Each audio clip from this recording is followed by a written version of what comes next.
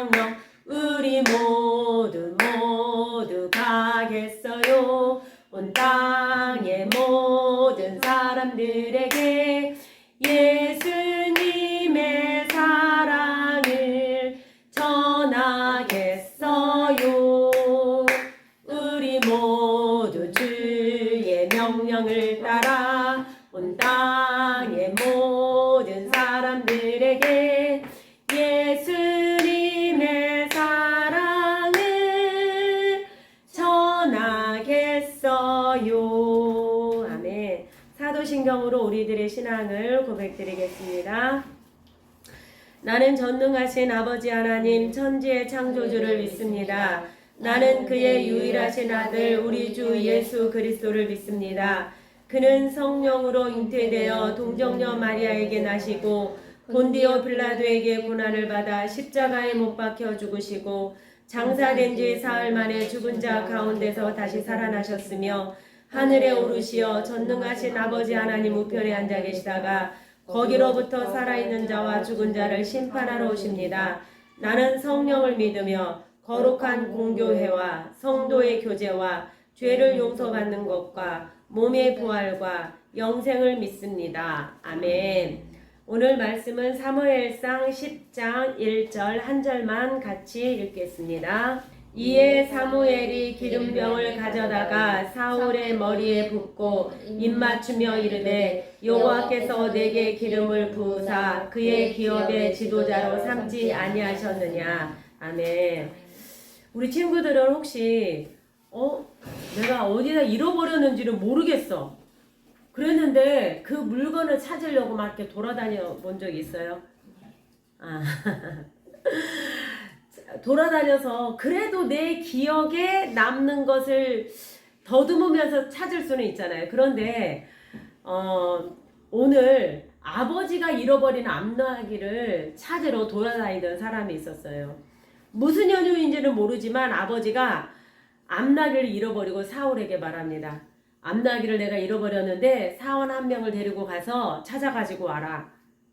이렇게 사명을 줍니다.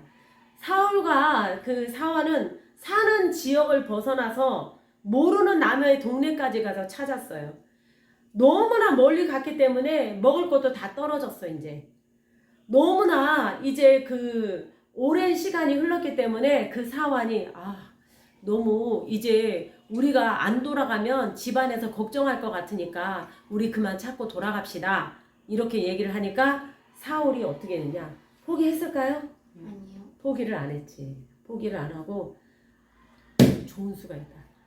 하나님을 잘 아는 선지자가 있는데 그 사람한테 가서 물어봅시다. 그러면 그 사람은 우리 암나기가 있는데 그 알려줄 것입니다. 해가지고 이제 그 찾아 나섰어요. 그 사람을. 그런데 마침 그분이 이제 하나님께 제사를 드리기 위해서 산당으로 가고 있는 중이었어요. 그때 사무엘은 미리 사울을 만날 줄 알았어요. 한 번도 보지 못한 사람을 어떻게 알았을까? 하나님이 가르쳐 주셨어요. 하나님이 뭐라고 말씀해 주냐면 내일 이맘때면 한 소년이 베냐민 사람이 올 것이다. 내가 기름 부어서 이스라엘 왕이 되게 할 거야. 블레셋으로부터 이스라엘 사람을 내가 구원해낼 거야. 그러니까 여기에서 사울을 뭐로 삼겠다라는 얘기예요? 왕으로 삼겠다라는 얘기예요. 근데 사울은 그걸 알아요? 몰라요? 누구만 알아요? 하나님의 사람 사무엘만 아는 거예요. 그러니까 하나님과 가까이 하는 사람은 이렇게 하나님의 계획도 알려줘요. 하나님이. 너무나 신기하고 놀랍지 않아요? 그 이상준 목사님이라는 분이 계셨어요. 어머니께서 아주 기도를 많이 하신 분이에요. 고등학교 때 대학교 가기 전에 이제 배치고사 이런 거 보거든요. 5번째 시험에서 시험이 320점 만점인데 여기서 300점이 넘은 거야. 야, 이 정도면은 체력장 이렇게 해가지고 서울대를 갈 수 있겠다. 그 통지서를 가지고 이제 막 집으로 가는 중에서 현관문을 딱 열었는데 엄마가 얘기를 하는 거야. 상준아, 네가 서울대를 갈 생각을 하는구나. 하나님이 기뻐하지 않아. 너에게 검은 카드를 보내주셨어. 엄마는 성적도 안 봤는데 어떻게 알아요? 하나님이 가르쳐 주신 거예요. 그래서 연세대학교 영어 영문학과를 가게 돼요.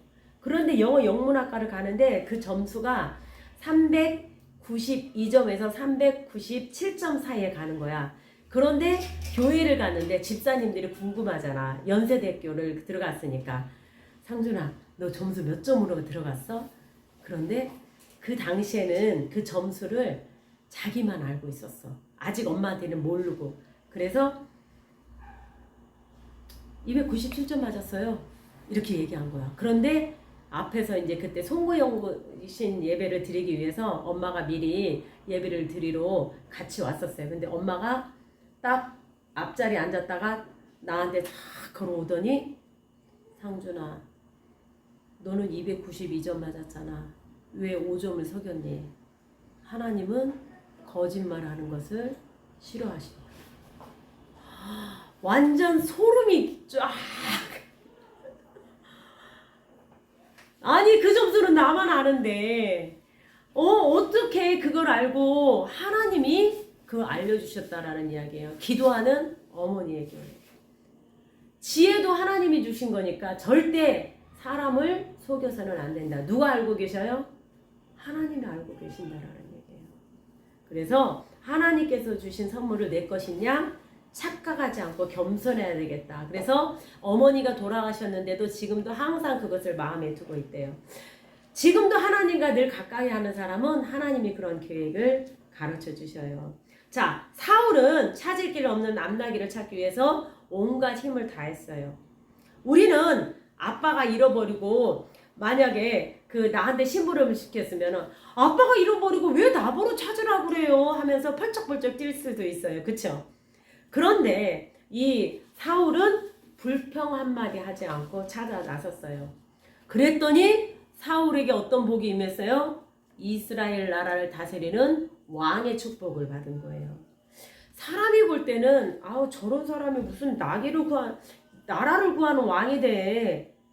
이렇게 생각한 사람도 있었어요. 그렇지만 하나님은 외모를 보지 않고 하나님을 의지하며 하나님을 높이는 사람을 들어서 사용한다라는 것을 알 수가 있습니다. 나는 부모님께 어떤 사람인가? 부모님이 심부름 시키기만 해도 왜 나만 시켜요? 이렇게 혹시 짜증내지는 않았나요? 나는 내 물건을 잃어버리고도 찾을 생각도 안 하고 그냥 내버려 두지 뭐 이렇게 하지는 않았나요? 하나님은 자기가 해야 할 일에 충실하고 부모님의 말씀에 책임을 지고 순종하는 사람을 들어서 사용하신다라는 것입니다. 우리 모두 육신의 부모님께도 순종해야 되고 또 하나 하나님의 말씀에 순종해서 귀하게 쓰임받는 사람들이 되기를 축복합니다. 아멘. 주기도문으로 예배 마치겠습니다. 하늘에 계신 우리 아버지, 아버지의 이름을 거룩하게 하시며 아버지의 나라가 오게 하시며 아버지의 뜻이 하늘에서와 같이 땅에서도 이루어지게 하소서. 오늘 우리에게 일용할 양식을 주시고 우리가 우리에게 잘못한 사람을 용서하여 준 것 같이 우리 죄를 용서하여 주시고 우리를 시험에 빠지지 않게 하시고 악에서 구하소서. 나라와 권능과 영광이 영원히 아버지의 것입니다. 아멘. 감사합니다.